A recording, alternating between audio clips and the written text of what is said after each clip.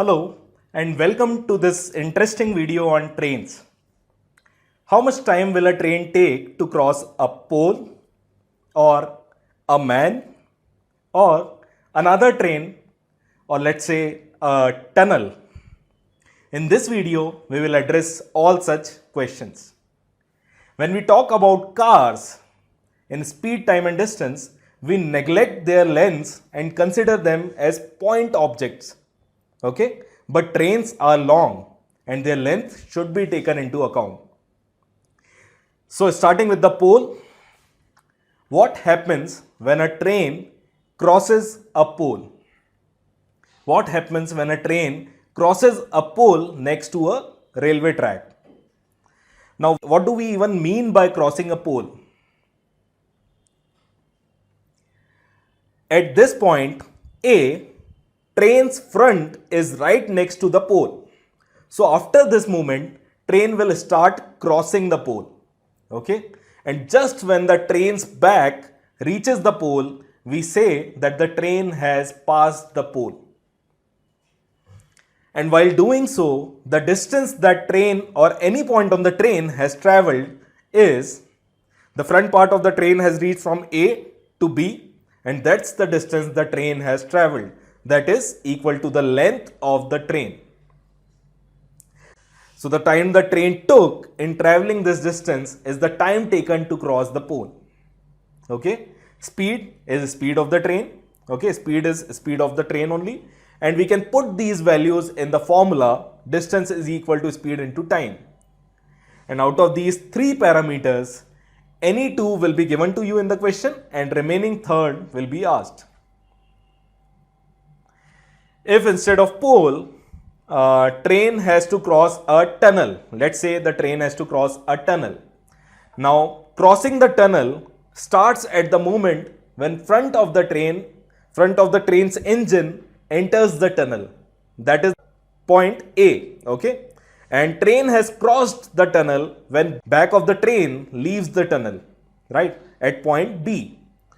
This is called train crossing a tunnel. And in doing so, front of the train has traveled from A to C.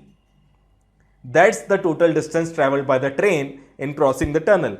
That is equal to length of train plus length of tunnel. Now, all the remaining details will remain same and can be applied to the formula distance equals speed into time. Now, in place of tunnel, if it's a platform, then to calculate time taken by train to cross the platform, we will do the same thing. In place of tunnel, length of platform will come, right? So, total distance traveled will be length of train plus length of platform. And by the way, world's longest railway platform is Gorakhpur, #GK. What if there is a man running in the same direction as the train? Now, either we can take relative speed into account. Relative speed will be 120 minus 10, that is 110. Or if you have gone through the relative speed video, we can assume that the wind of 10 km per hour is blowing in the opposite direction.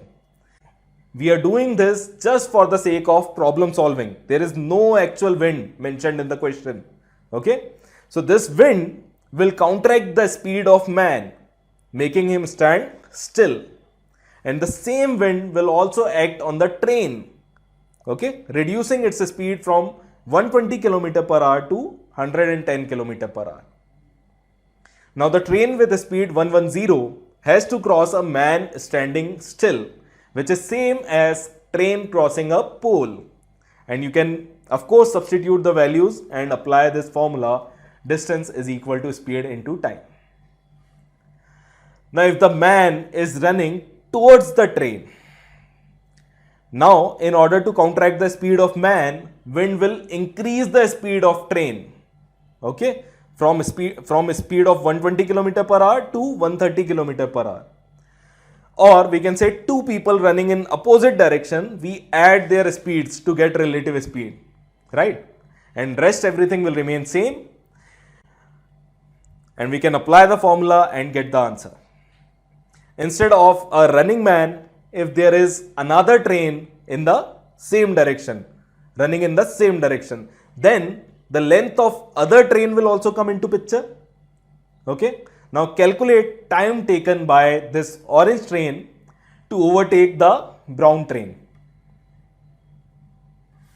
90 km per hour and 120 km per hour. They are going in the same direction. So relative speed will be 120 minus 90, that is 30 km per hour. Or we know that the faster train is going to overtake the slower one. So make the slower one stand still by assuming a force of 90 km per hour, a wind force of 90 km per hour.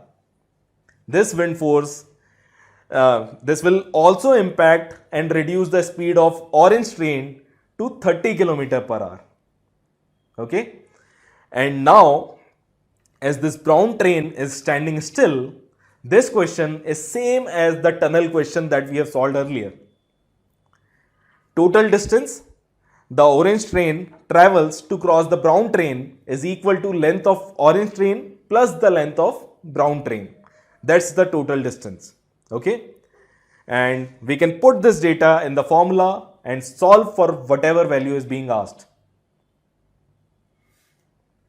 Now, in case the two trains are running towards each other, now the relative speed is speed of train 1 plus speed of train 2.